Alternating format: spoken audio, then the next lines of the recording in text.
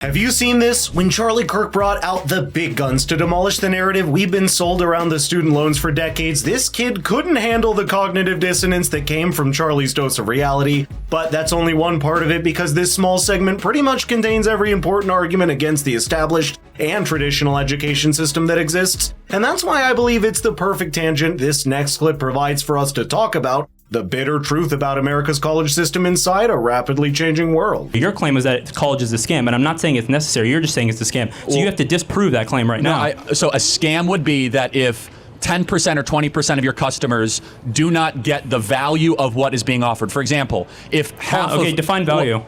The promise that is guaranteed. So for example, what's the promise? Tell me the promise. The promise, you go to Cal State Fullerton's website, it says achieve greatness. So you can't achieve, so like what, they're scamming people because they're not achieving greatness? If you're gonna interrupt me like every 10 seconds, this is not much of a dialogue. All right, that's fair enough. It's more of like a, prosecution. Okay, I got you. That's fine, I'm happy to, whichever speed you want to go. You're right, I'm sorry. So you go to the website, it says achieve greatness, to prepare students for the 21st century and an ever-evolving job market.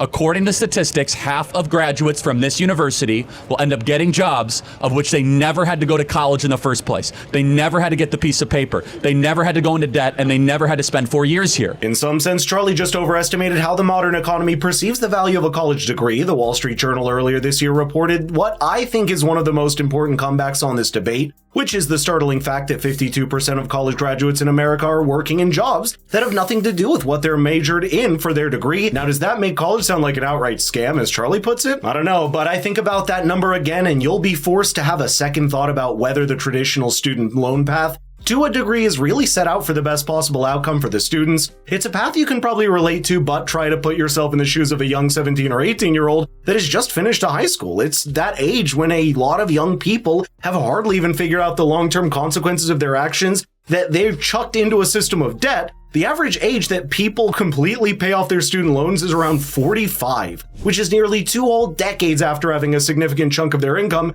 going to a decision they made in their first glimmers of youth. But I think those stats I just gave you are only a start of the story, because that's what their cost is in both time and money. What are you really getting at in return? That's where it gets even more interesting. I guess what you're making this claim off of is that college makes a promise, right?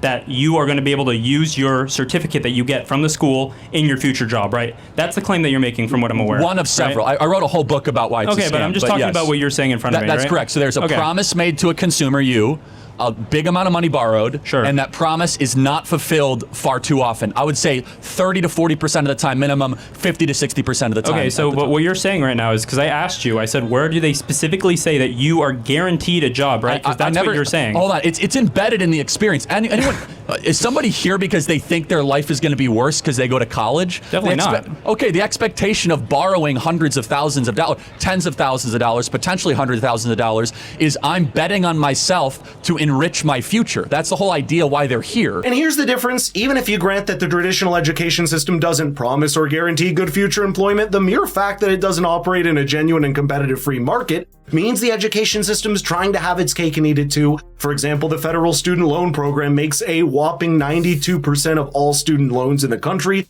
distributed among 43 million borrowers. In other words, 1.6 trillion of the total $1.73 trillion in student loan debt is money that has eventually made its way from governing coffers to the university treasuries, with young students as a vehicle. That means universities aren't operating in a free market, because someone at the age of 17 or 18 can pretty much never get a similar loan of tens of hundreds of thousands of dollars for something else, like starting a business. The loan programs operate in a closed financial environment, suffering from double inflation since their prices keep going up and their market value keeps going down. By the way, something similar could happen to your financial investments unless you diversify into precious metals with the help of Birch Gold. So do click the link in the description or text the word FFIRA to 989898 to get started today. The thing about student loans is that they're an investment, and like all investments, they deserve to have their returns scrutinized as the world evolves around them. And in this case, the traditional education pathway that takes 4 or 5 years of your most energetic youth and leaves you with a 10 or 20 year burden of debt is becoming unjustifiable for many young people, apart from students pursuing hard sciences or professions like law or medicine, which obviously need a formal degree. The vast majority of kids that go to college are not becoming accountants, lawyers, doctors. Okay, hold on, but so they're not. Hold on, wait, but you already, so you're agreeing with me, right? You think that it's important that someone has a credential